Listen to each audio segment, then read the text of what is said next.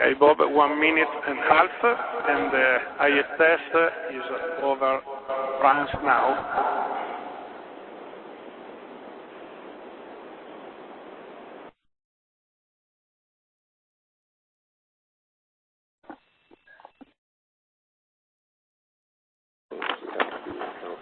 Hey everybody, we're showing the tracking of the ISS. The white circle is what the ISS can see. And we have 1 minute to OS.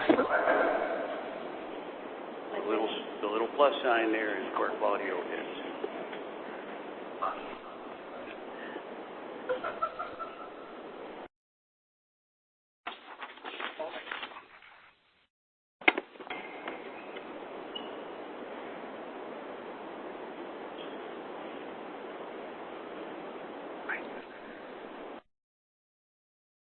Okay, 30 seconds.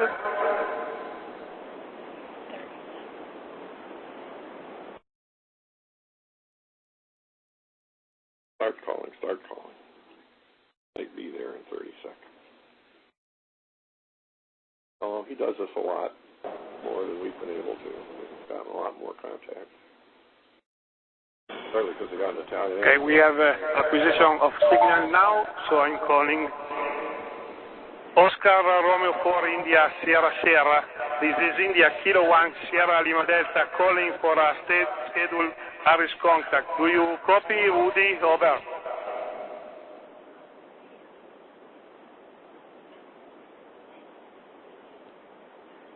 Oscar Romeo 4 India Sierra Sierra. This is India Kilo 1 Sierra Lima Delta Bridge Ground Station calling for a scheduled Harris contact. Do you copy, Woody? Over. India Kilo 1 Sierra Lima Delta. This is November Alpha 1 ISS. Hear you loud and clear. Over. Okay, Oscar Romeo 4 ISS IK1 SLD. Good afternoon, Woody, and happy to meet you for the first time from Italy. Your signal is... If you're ready, I'm going to pass the microphone to the first student. Over. I am ready, and Webb Middle School, I am very excited to speak with you. Okay, go ahead, Estelle. Hi, this is Estelle.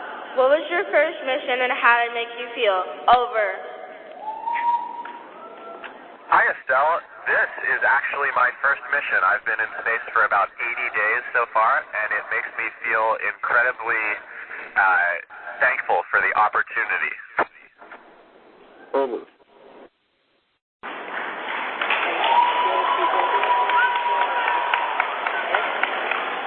Hi, this is Phoebe. What was the hardest and easiest part and challenges of becoming an astronaut? Over.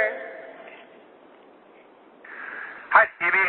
I think the hardest part so far has been being away from my family and friends back on Earth.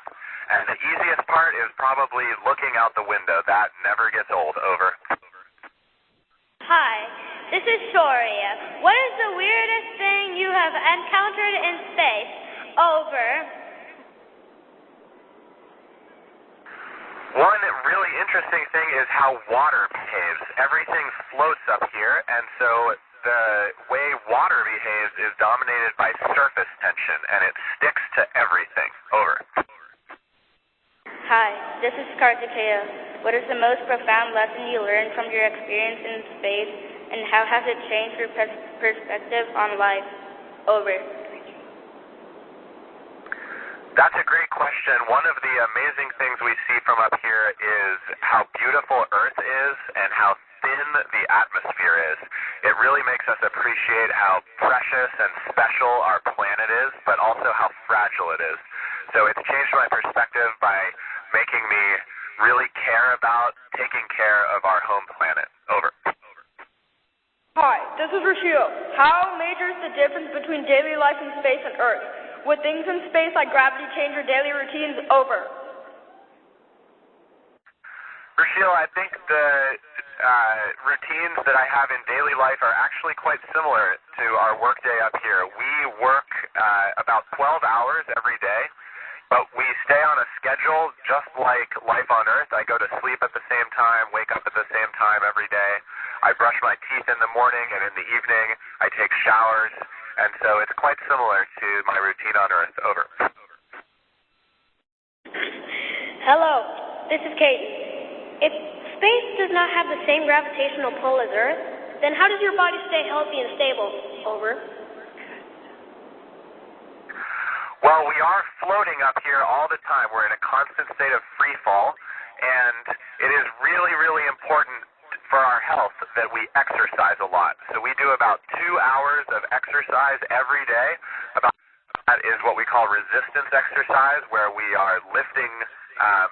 We have essentially a weight machine, and we lift, do heavy lifts, and then the other half is cardio. So we have a bike and a treadmill up here. Over. Peace. Hi, this is Anna. If I were to become an astronaut, what would you tell me you wish that you could have known when you started your career? Over. Anna, that's a great question. I would encourage you to not be afraid to pursue your dreams. Find something that you're really, really passionate about, and then spend time on that. When you're working on something you absolutely love, you'll be better at it, and you'll just ultimately have a lot more fun. Over. Hi, this is Emmy. What is training like, and do a lot of people quit? Over. Emmy, training is so fun. We work on so many different things. We get to practice spacewalks in our neutral buoyancy lab. We get to fly our T-38 jet trainer. We get to learn the International Space Station systems. We do robotics training. So every day is different, and it's just a lot of fun learning so much. And no, we haven't had many people quit. It's too much fun. Over. Hello, this is Rafaela. When you've just left the atmosphere and you can see Earth and all the other planets from afar, what do you feel? Do you have a sense of love for the universe and how amazing it is? Over. I definitely remember that first view after we were inserted into low Earth orbit, looking down at our planet passing by from a completely new perspective, and the sense of speed. It was an unforgettable feeling. And what I really feel up here is just an incredible fondness for Earth. It's such an amazing place that we call home, and we really need to protect it. Over. Hi, this is Corbin. Does it hurt when you go back into the Earth's atmosphere after you've gotten used to little or no gravity? Over. Corbin, I haven't experienced that yet. I will experience that at the end of my mission. We will undergo about 3.5 to 4 Gs of acceleration as we decelerate back into Earth's atmosphere. That's quite a bit of load after being weightless for 6 months. So it's definitely something we're going to feel, but we are well protected in our seats, in our vehicle, and I hear it's not too bad. Over. This is Estelle again. I have a friend that told me that astronauts faint a lot after they come back to Earth. Is that true? Over. It is absolutely true that the body undergoes amazing changes when we get back to Earth. There are a lot of fluid shifts because after 6 months up here, we're used to the state of weightlessness, and when we get back to Earth's gravity, we experience these fluid shifts, and those fluid shifts actually move blood away from the head, and so that is what could cause that feeling of lightheadedness. Over. Hi, this is Phoebe again. What do you do when you get bored on the spacecraft? Over. Outside. Well, my favorite thing, Phoebe, by far, is to look out the window. That is just one of the most amazing sights, and it never gets old. I love taking photos. And we've also been playing a game of chess with Mission Control. Over. This is Shoria again. Has there ever been a moment where there was a challenging situation and you and your other astronaut friends aboard the ISS and have to work together to solve the problem? Over.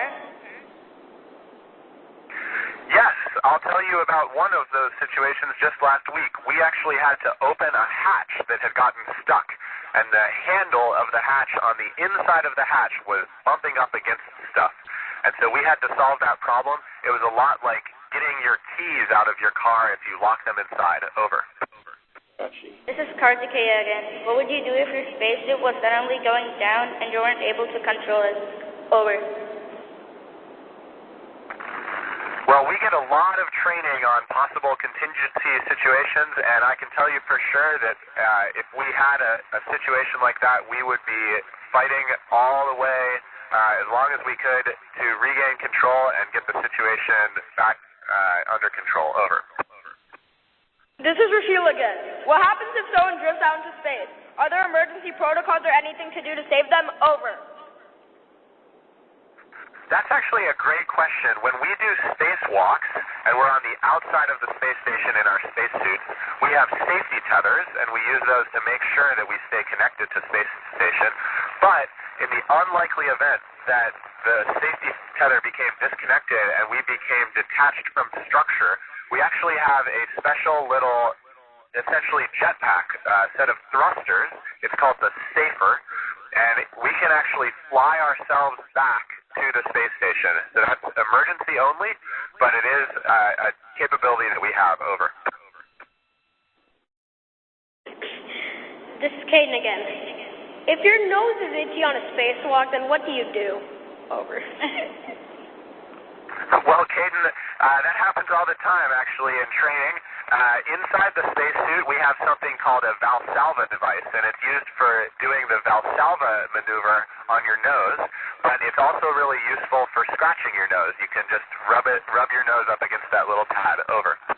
We have 1 minute to lost, so stop question and greetings from the Earth to Hoodie. This is Anna again. As you were blasting off, what does it feel like? Is it nerve-wracking? Over. Anna, I was really surprised. I expected to be really nervous sitting on top of that rocket, but actually I was very calm and just relied on all my training, and everything went just like the training, so I was actually surprised just how calm I was. Over. This is Emmy again. Can you communicate with your families while you're in space? If so, how? Over. Hey, Emmy, yes, we actually have the ability to email people from up here, and we can sometimes do video calls. And those use something called the TDRS network, the Tracking and Data Relay Satellite Network, to allow us to have internet up here. Over. Hi, we are Siri and Shravika. On behalf of everyone at Webb Bridge Middle School, we would like to thank you for speaking with us today. 73, over.